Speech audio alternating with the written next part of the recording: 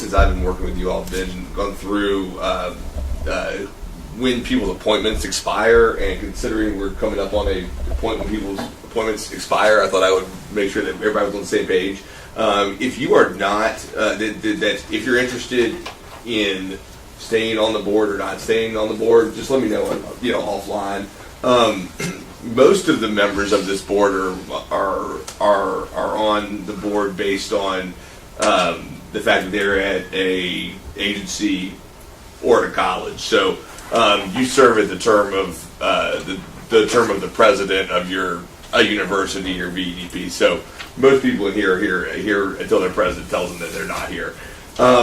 There are about 9 or 10 businesses slots that are here. Mary Alice Hayward, actually, that their spot ends at the end of June. Don Hoffman is through June of 17. David Christian's seat actually goes up through June of 15. So if we're very hopeful that David will continue to want to serve, and I'm sure the governor would be happy to have him if he'd be so willing. But just that's something that we'll need to have a conversation about. Frank Gillespie, who has not been an active member, his term expires at the end of June. That seat is for a Virginia nuclear business. If any of the members have any ideas of Virginia nuclear businesses that are not currently represented, that we would be interested to hear someone who might want to fill that seat as well. Colleen Deegan is through 17. Marshall Cohen with Babcock was through 17, but he actually resigned effective yesterday with the reorganization of their group.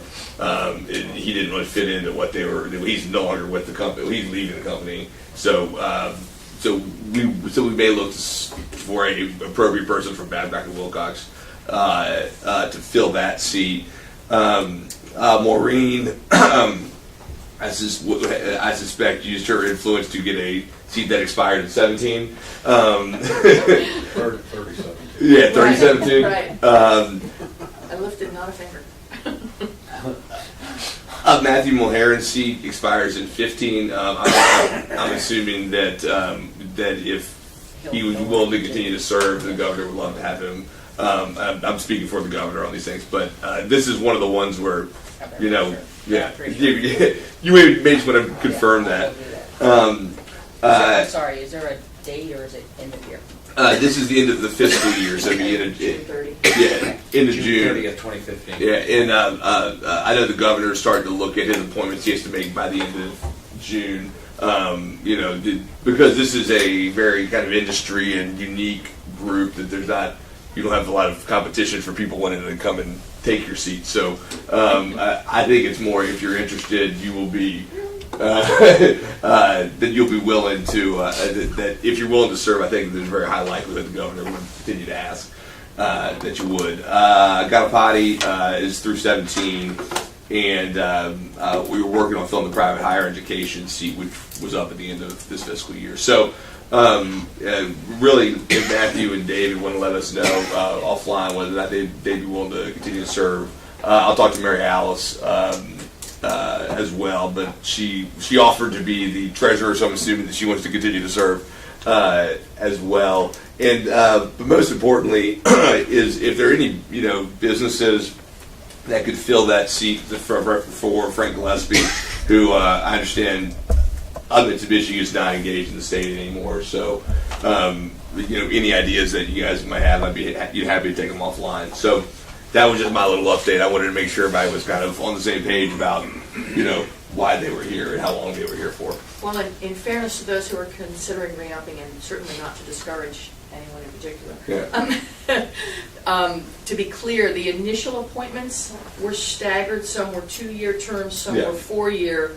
Ultimately, the terms are a full 4-year term. Yeah. So I think if those who were 2-year were to be reappointed, it would be for a full 4-year term. Yeah. Okay, that's helpful. Yeah. And I think that's excellent. You're going to reach out to each of the individuals whose term does expire by June 30th of 2015 to ensure we have a feedback about whether or not they're willing to continue to serve, or some individual in their organization, Yeah. or whatever it may be. Yeah. And the business entities, it actually is the individual that's appointed, not the business. So, That's right. But because there is a limited number of nuclear industry companies that are active in the state, I think that it'll continue to be the same people. Soon our I profile had will be so intended- high, there will be a clamor. I had intended for him not to tell you that you had an option, so forgive me. Give it some thoughtful consideration. No. I was like, don't tell me. Trying to tell me it's an option. Oh, gosh. So, yeah. All right, so we'll make sure we take care of that. So arguably, they would all, people with folks that wants to stay, that we would update them or renew them for 4 more years. And then we've got been asked to come up with other businesses that might be considerations and individuals in those businesses for seats to replace Mitsubishi and anybody else that we may end up not having. Now, what is the physical size of the consortium authority was initially 17. 17. 17, and then we've appointed Mr. Bailey, who is not an official member, but that you can appoint a secretary who's not a member of the board. Right. So we actually have 8. So there's 18 members when all the seats are filled. We have 2 vacant at this time. So there's 16 current members. And that's really important for us to consider that from a consortium's, from a quorum. And I apologize, do we have here a list of the businesses that are represented, so when I take the action to I consider can. others? I'll send you the list. Okay, Yeah. thank you.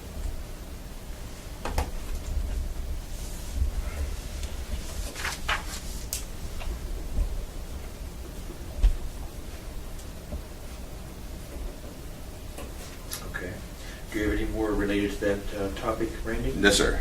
All right, then we'll move on to the future meeting dates that I would like to think as we get into May, August, and November, we won't be having snow issues. Who knows what? You may recall when we first set up our structure to facilitate our coordination of all of our meetings, we set them up so that we were meeting at least once a quarter. So we did January, February, March, April, May, June, and so on and so forth. So our meeting date, the next one is May 20th, which is a Wednesday, and arguably here or Dominion at 10 a.m. to the same time frame. We say to 2, but typically it's over. We end around 1. But we would have a number of different individual speakers coming. So what I need to confirm with you all is, do you want to keep the same dates, which are currently set up as May 20th, August 20th, and November 5th for the next 3 meetings this year?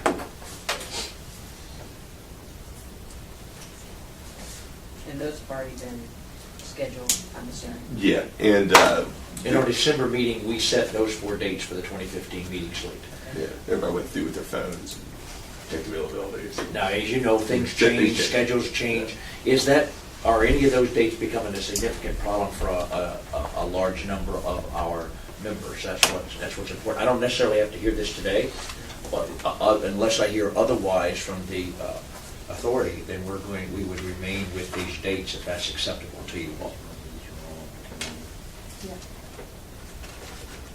So I guess that means that David has to re-up for another. At least the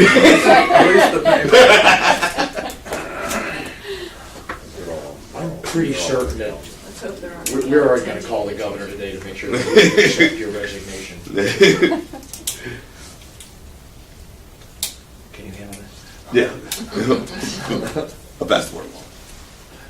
So then, do I have simply a consensus? Is that acceptable to everyone? We'll stick with those dates? It's better to, if you're gonna set them ahead of time, I think to set them and stick with them is generally better than votes. Excellent. Do we have any other business to conduct as a part of the authority before we go to public comment? Let me just ask, before I have one thing, with respect to the nuclear business representation. Yep.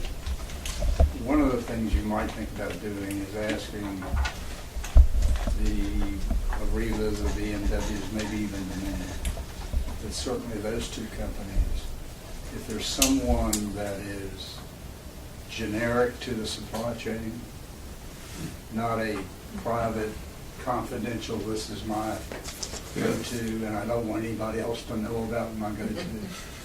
You might ask those two companies and perhaps to give you some ideas. I'm not thinking of any particular company when I say that. Yeah. But that's probably safe territory and Yeah. might be value added. Good idea. Are you looking within G&W to replace Marshall? I think that will be our first choice because that would still give us one other seat that's not currently occupied, and I think that I think the BW is still certainly large enough profile. They should be at the table. I think the nuclear business that they're spinning off will continue to be located in Lynchburg. if I'm Yeah, not That's mistaken. exactly, yeah.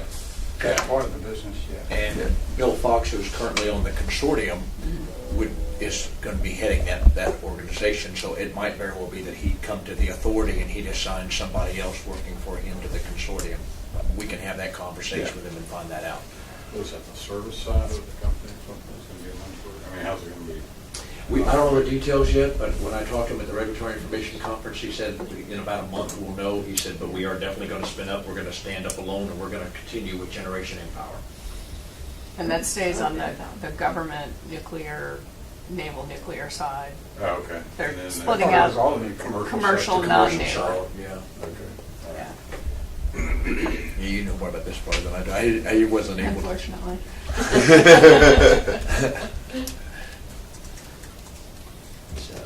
It's just, with all these activities conducting on, I think it's so important that we stay up with what these other companies are doing and have them still stay involved with us. That's, because if you look at all the other states in the country, no state really has the wealth of assets related to nuclear science technology that Virginia has. You have a very, very unique, very impressive position amongst all the states in this country. So. How about North Carolina? Huh? How about North Carolina? You know about South Carolina? North Carolina. I would have guessed South might have had the second largest. North has pretty good when you think of all the companies that have moved to Charlotte. But when you look at the different university applications and the degree programs, and you look at all the different assets and the companies and what's done, Virginia still ranks amongst all those at number one. And the only reason I know that is because we were going through all the states and trying to figure out, how did Idaho shake out? How did New Mexico shake out? What was going on in South Carolina, North Carolina, Virginia? And Virginia still came out number one. Mississippi still a player? Mississippi? Are they still? They're still a player, but they don't have the kind of number of degree programs and activities. I'm talking about the entire spectrum. Right. Say again, sir? Pennsylvania. Yeah, but I do they, Penn State and, No shipyards in Illinois. yeah. No. When we put this all together, and it was just very quickly put together, we were trying to get a sense of, when we first started this organization, I was trying to get a sense of where did Virginia stand against all the other states. So I asked somebody, I said, put together all the stuff that you think is going on in each of the states related to the major states, major player states, related to education, related to assets, related to nuclear facilities, related to owner-operators, related to vendors, suppliers. Oh, I'll resurrect that, see if I can update it, and then bring it back here to the next meeting. Make sure you give me that action so I won't forget it. Thank you so No much, sir. delegating. Huh? Yeah. I'll take the action, I'm not delegating. Oh, Just That's remind what me I'm to take saying, the I'm action. delegating for you on that one. yes, ma'am. I don't, in my company, I can't delegate a thing. I have all the responsibility and all the authority. I feel like, oh, man, like old times. So, hearing, if there is nothing else then that the authority needs to conduct business, you guys are satisfied then? May I open this then, if we have any public comment?